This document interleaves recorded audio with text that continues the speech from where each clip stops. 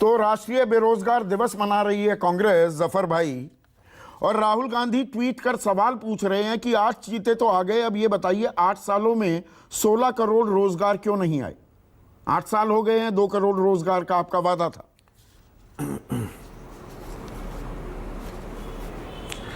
देखिए संदीप जी, दो बहुत अहम बातें कहूंगा। पहली बात, एक ऐसी पार्टी जिसका इतिहास है अनेक वायदे किए, बिजली, सड़क, पानी, नौकरी, इस तरह की बातों का, लेकिन इस देश को कभी सक्षम नहीं बनाया, इस देश में कभी वैसी नौकरियां नहीं दी।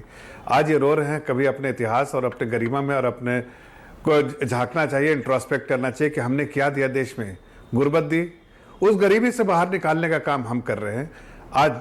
आज देश आगे बढ़ रहा है तो इन्हें तकलीफ होती है। मैं समझ सकता हूं इनको तकलीफ होती है, इसलिए कि देश सक्षम है, देश आत्मनिर्भर हो रहा है, देश में नौकरियां भी है, सब कुछ है। ईएमआई का जो आप सीएमआई का जो डेटा है, वर्ल्ड बैंक का डेटा, उनको सब छोड़ दीजिए। 2 करोड़ रोजगार हर साल देने का वादा था, तो 16 करोड़ रोजगार आपने मुहैया करा दिए क्या? सवाल ये पूछ रहे हैं Rahul Gandhi.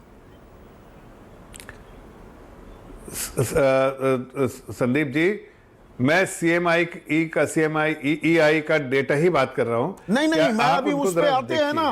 Pre Covid level पे क्या है? 2 करोड़ रोजगार हर साल, यानी कि 8 साल में 16 करोड़ रोजगार। तो आपको क्या लग रहा है कि रोजगार नहीं बन रहे यहां पर? आपको क्या सरकारी नौकरियां जो वही दिखती हैं क्या? क्या देश में क्या सरकारी नौकरी सिर्फ होती है? देश में आप ऐसे माहौल बनाइएगा, कंजीनियल एनवायरनमेंट, क्या इन्वेस्टमेंट होगा तो जॉब होगा। आप देखिए सबसे ज्यादा एफडीआई जब आएगा तो पैसे आएंगे, तो जाहिर है नौकरियां भी क्रिएट होगी। ग्लोबल इन्वेस्टर इन्वेस्ट कर रहा है तो जाहिर है उसकी वजह से नौकरियां जनरेट होंगी। और ईपीएफओ के नंबर देखिए, आप ईएसआईसी के नंबर देखिए, आप जो पार्लियामेंट में पटल पे रखा गया 22% वृद्धि हुई जॉब पे। आपके मिनिस्टर ऑफ लेबर जो है उन्होंने रखा है पटल पे इसी जो सवाल आप कर रहे हैं। तो 2013 में एक चरमराती इकोनॉमी, सबसे मजबूत इकोनॉमी, कमजोर देश, मजबूत देश, एक जनता जो यंग कंट्री है, उसके लिए हम स्टार्टअप्स ऐसे लोन देने का काम कर रहे हैं, स्टार्टअप ऐसे जैसे क्रिएट कर रहे हैं, यूनिकॉर्न बन रहे हैं। आंकड़ा बता सकते हैं कितने लोगों को? आंकड़ा क्यों बताओ? आप देखिए ना, नहीं, ये सीएमआई का डेटा क्या मेथोडोलॉजी है बताइए जरा। सीएमआई को अभी थोड़ा दूर रखिए ना। आपने 2 बातें कही कि सबसे ज्यादा। एक मिनट सुनिए ना जफर भाई, क्योंकि आप खुद इकोनॉमिक्स को समझते हैं। सुनिए ना, आपने कहा सबसे ज्यादा एफडीआई आ रहा है, बोलिए ना। बड़ी अच्छी बात है, निवेश कर रहे हैं, निवेश हो रहा है अर्थव्यवस्था में, तो रोजगार के अवसर सृजित हो रहे होंगे। बिल्कुल ठीक बात कह रहे हैं। अब सीएमआई को छोड़िए थोड़ी देर के लिए। सरकार का आंकड़ा, जुलाई की औद्योगिक विकास दर, इंडेक्स ऑफ इंडस्ट्रियल प्रोडक्शन 2.5% से भी नीचे आ गया है। वित्त मंत्री निर्मला सीतारमण कह रही हैं निवेश करिए ना, वो गुहार लगा रही हैं उद्योगपतियों से। गलत कह रहा हूं तो बताइएगा।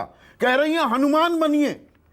उद्योगपति निवेश करने को तैयार नहीं है। औद्योगिक विकास दर 2.5% से नीचे आ गई। आप कह रहे हैं रोजगार सृजित हो रहे हैं, इसीलिए मैं आंकड़े आपसे मांग रहा था। मैं आपके सामने आपको जवाब देता हूं। देखिए, प्राइवेट, उन्होंने गुहार किस चीज की लगाई? प्राइवेट इन्वेस्टमेंट के लिए। हमने इस तरह के माहौल बनाया कि प्राइवेट इन्वेस्टमेंट हो सकते हैं। पहले एक तकलीफ होती थी, इसलिए कि हमने इनहेरिट किया था बैड लोन्स, ये जो एनपीए, इसलिए कि लोगों ने जिस तरह से लोन बांटे थे 6 साल में, जो 47 से जो 2006 तक 18 लाख का बैलेंस शीट था बैंकों का, वो 52 लाख हो गया, 3 टाइम बढ़ गया। जाहिर है सब जो सारे लोग थे वो सब एनपीए हुए, इसलिए किसी अब बढ़ा है। लेकिन आप देखिए, अब जितना भी बढ़ा है, एग्जैक्ट नंबर मुझे इस वक्त याद नहीं, लेकिन मैं आपको नहीं, जितना भी बढ़ा है, लेकिन एक चीज आपको बता रहे हैं, जितना भी बढ़ा है, एक तो रिकवरी के साथ, और दूसरा जो अगर उसमें आपका जो क्रेडिट ऑफटेक कम हुआ है, मैं मानता हूं इस बात को, क्रेडिट ऑफटेक कम हो रहा था इसलिए कि बैंक इस स्थिति में नहीं थी कि उसको मुद्रा लोन की आप बात करते हैं। 34 करोड़ मुद्रा लोन दे दिए, आप बैंक कर रहे हैं। एक जानकारी जो मिल रही है, 19 लाख करोड़ के मुद्रा लोन जो दिए गए, उसमें शिशु लोन का पुट ज्यादा था, 97%। मैं अभी उसमें जा ही नहीं रहा हूं। जानकारी ये मानते हैं लगभग 65%। मैं तो सिर्फ इतना कह रहा हूं, 65% इनमें से एनपीए हो चुके हैं। तो इस कितने रोजगार सृजित हुए होंगे सुनिए, अगर वो पैसा ही नहीं वापस दे पा रहा तो। संदीप जी, रिटेल लोन महिलाओं को जो दिया जाता है, ज्यादातर महिलाएं हैं, वो कभी जो है ना 99% रिकवरी रहती है उसकी, इसलिए कि लोगों का एक्सपीरियंस देखिए, माइक्रो फाइनेंसिंग में लोग लेते ही महिलाओं को, और महिलाओं के द्वारा देते हैं। आप जो ये लोन दिया गया है गरीब महिलाओं को दिया गया है, वो कभी भी अपने लोन को पूरा उसकी चुकती करते हैं। लेकिन मैं आपसे जो अहम बातें कहना चाह रहा था कि देखिए, आज देश जिस स्थिति पे खड़ा है, आत्मनिर्भर बन रहा है, देश में बहुत सारे अपॉर्चुनिटीज क्रिएट किए गए हैं, इसलिए देश में यूनिकॉर्न बन रहे हैं, देश में नए स्टार्टअप्स आ रहे हैं। कहाँ स्टार्टअप्स थे? आप उस तरह के एनवायरनमेंट नहीं था कि स्टार्टअप्स लगाता, 1 2 4, आज कितने स्टार्टअप लग रहे हैं, ये नाम बड़े अच्छे लगते हैं, startup, stand up, skill India, make in India भी चला था 2015 में, कहा गया था मैन्युफैक्चरिंग सेक्टर में अगले 10 साल में हर साल 10 लाख नौकरियां दी जाएंगी। आप आंकड़ा नहीं देंगे पर उसका गलत बता रहा हूं। मेक इन इंडिया का ये विजन डॉक्यूमेंट था, अगले 10 सालों में 1 करोड़ रोजगार होंगे, वो हो गए। सुनिए, 10 करोड़ रोजगार होंगे, मैं थोड़ा कम बता दूं। जिस दिशा में हम बढ़, आप देखिए, सुनिए 1 मिनट, आज आप ग्लोबल इकोनॉमी को देखिए और देश की इकोनॉमी को देखिए, आपका क्या व्यू है? जरा मैं ये देखना चाहता हूं। दुनिया का व्यू तो मालूम है पूरी दुनिया को, आपका जो बायस्ड व्यू है वो या नॉन बायस्ड? मेरा बायस्ड व्यू है देश की इकोनॉमी के बारे में बता दीजिए। बायस्ड व्यू है, इकोनॉमी बायस्ड हो या अनबायस्ड हो, लेकिन व्यू दौड़ रहा है हमारा अर्थव्यवस्था का इंजन। आप ये कहना चाह रहे हैं? आप चाह रहे हैं मैं ये मानूं? नहीं, मैं कह रहा हूं थोड़ी इकोनॉमिक्स पढ़ी है, आपका ठीक ठाक जगह से पढ़ी। अरे भाई, तो मैं पूछ रहा हूं कि नहीं, आप पूछ तो रहा हूं कि आपका व्यू क्या है देश की इकोनॉमी के बारे में? आपका व्यू क्या है, जरा मैं पूछना चाहता हूं। देश की इकोनॉमी के सामने बहुत बड़ी चुनौतियां मुंह बाए खड़ी हैं, उसमें महंगाई है और उससे बड़ी चुनौती है बेरोजगारी। अगर मैं गलत कह रहा हूं तो प्लीज बताइए। अरे भाई, 1 सेकंड, 1 मिनट, अरे गलत तो कह ही रहे हैं आप। अच्छा, मैं गलत जरा मैं आपको अभी पूछता हूं। मतलब जयंत सिन्हा ने जो कहा था कि महंगाई है ही नहीं और फ्री फंड का खाना मिल रहा है, तो बात ही खत्म कर दे वहां पर। जयंत सिन्हा की बात मान लूं। 1 मिनट सुन तो लीजिए। हाँ। आप बीच में अपनी बात करके हमको रोक दीजिएगा, ऐसा नहीं चलेगा। नहीं, मैं आपसे कह रहा हूं, बोलिए दुनिया के जरा देखिए वेस्टर्न। अरे मैं बोलूं या रोकेंगे आप?